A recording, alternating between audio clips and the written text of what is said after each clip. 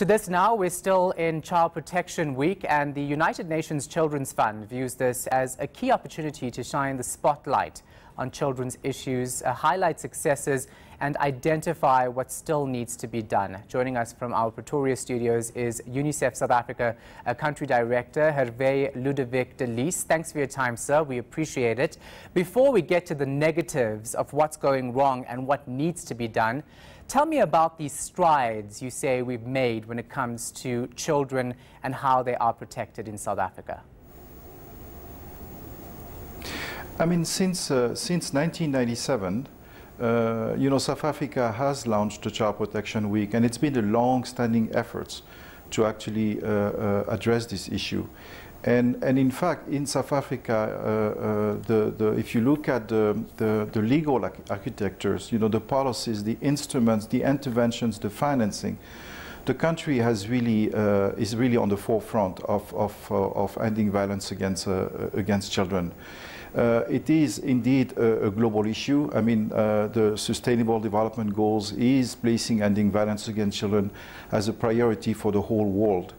And in fact, last year, South Africa joined the global campaign on ending violence against children. So the policy, the political will, the investments from the governments and also from communities and private sector and individuals has been really remarkable.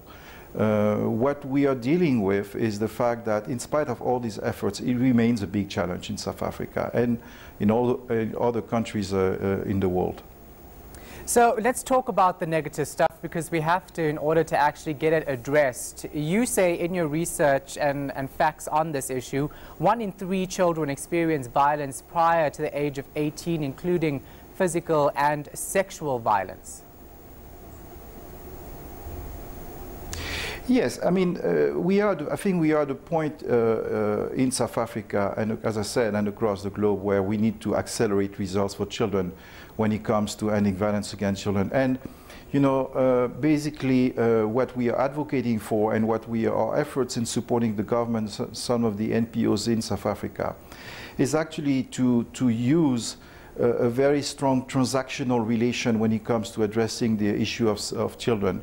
Actually using the instruments that are available to transform the lives of children. And the transformation of the lives of children and making this space more safer for children in schools in particular requires, investment in infrastructures, as part of the National School Safety Program calls for. It requires parenting, it requires communities involvement, it requires, high-level leadership.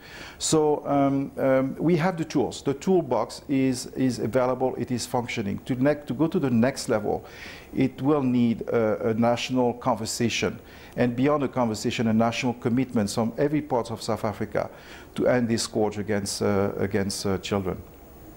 Would you say that we don't know exactly what's happening when it comes to child abuse, because this is something that many children are afraid to even raise? Some of them don't even know their rights when it comes to child abuse.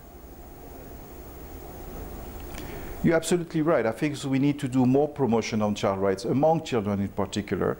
I mean, every week should be a Child Protection Week, as far as I'm concerned. Accelerating, as I said, getting more radical changes will require, greater cooperations, greater collaboration, stronger integration of services.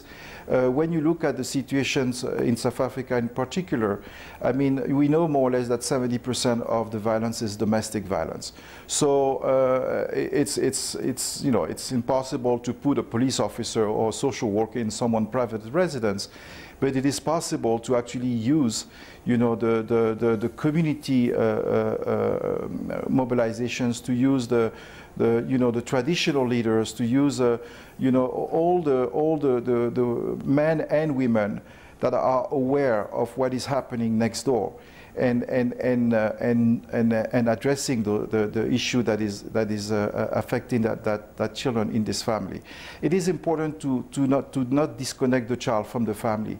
You know, if we want to address the issue of violence against children, we need to address, you know, what is happening in families, whether it's poverty, whether it's inequality, whether it's unemployment.